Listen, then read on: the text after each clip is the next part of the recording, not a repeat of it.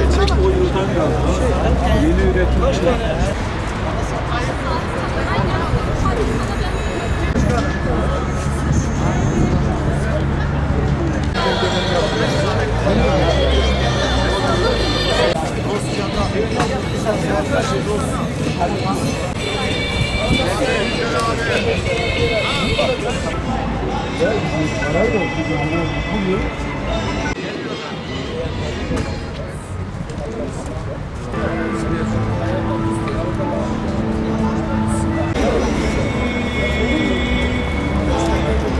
Yaptığımız sergi Malatya tarihinde bir ilk sergi.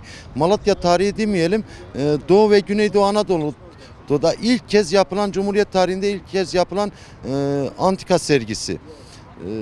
Yoğunluk derseniz çok büyük bir yoğunluk var. Bu kadar büyük bir talebi beklemiyorduk. Bu kadar büyük bir ilgi göreceğini tahmin etmiyorduk. Dışarıdan gelen Sivas, Elazığ, Adıyaman ve Maraş'tan gelen antika severlerin ve antikacıların, koleksiyoncuların da bize desteğiyle beraber sergiyi kurduk. Allah'a çok şükür bize göre iyi bir başarı diye umut ediyoruz.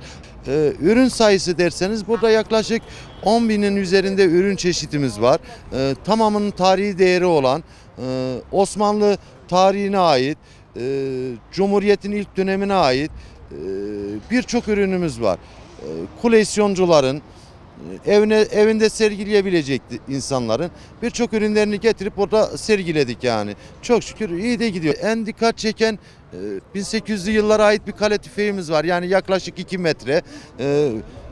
1750-1800'lü yıllara ait yine büyük bir mangalımız var. Yani ben saymakla bitiremem. Yani şimdi ben saymak istersem ama dikkati onlar çok çekiyor. Gelen bütün misafirlerimiz direkt onlara bakıyor. Onlardan ilgileniyor. O kadar ürün çeşidi çok. Yani ben hangisini sayacağımı bilmiyorum ya. Ama bunlar ikisi gözde olan ürünler. Sergimiz bugün başladı. Yarın akşama kadar devam edecek inşallah. Bütün Malatya halkını, bütün antika severleri bekliyoruz. Malatya'da ilk defa böyle bir antika sergi oldu. Talep baya bir güzel, baya bir gelen oldu sağ olsunlar. Benim de müzik üzere genelde hobim var. Bu şekil, dediğim şekil baya bir güzel rağbet var. Dışarıdan gelenler de var. Güneydoğu'da ve Doğu kesimde ilk defa böyle bir antika sergisi oldu. Hani depremden sonra da Malatyalılara bize tabii iyi geldi, moral lazımdı. Hani sağ olsunlar öğrenciler bayağı gelen oldu, öğretmenler de gelen oldu sağ olsunlar. Misafirlerimizi bekliyoruz tabii. Yarın da buradayız. Plak üzere genelde hobi yapıyorum. Plak ve makaral teyp, kaset çalar. Genelde onlar üzere hobi yapıyorum, birikim yapıyorum. Bayram Başkanımızın daveti üzerine geldik ve sergimizi açtık. 1000'e yakın malzeme getirdik. Antika malzeme getirdik. Paşa mangalımız var. Osmanlı döneminde kalma 200-300 yıllık. Şerbet var. Meyan kökü şerbeti yapılırdı bunda, içilirdi eskiden. Onları getirdik. Paşa mangallarını getirdik. Burada her türlü malzememiz var. Sivas bıçaklarını getirdik. Pirinç malzemeler getirdik, objeler getirdik. Her türlü malzeme getirdik. Rağbet ilk pazar olmasına rağmen iyi. Bayağı da kalabalık yani. Malatya Antikacılar Odası'na, başkanına ve Malatya halkına destek vermek için 15 tane esnaf toplandık Sivas'ta antikacı olarak. Geldik, yerimizi aldık, memleketi şenlendirdik, insanları şenlendirdik. Güzel bir renk kattığımızı tahmin ediyorum ve ilgi ve teveccüh de iyi. Ailece bir sergiyi gezmeye geldik. Çok güzel, çok eski anılar var baktığınız zaman gerçekten.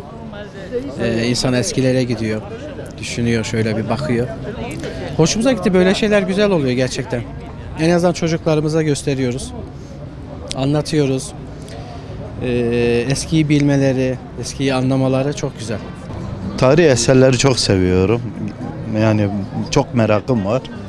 Yani çok güzel, harika bir şey. Güzel yani eskilerden kalan var ya anıları hatırlatıyor. Çok güzel bir şey. İnsan böyle duygulanıyor Osmanlı'na, eski tarihi eşyalara. Duvar arası olarak kullandım ben 5-6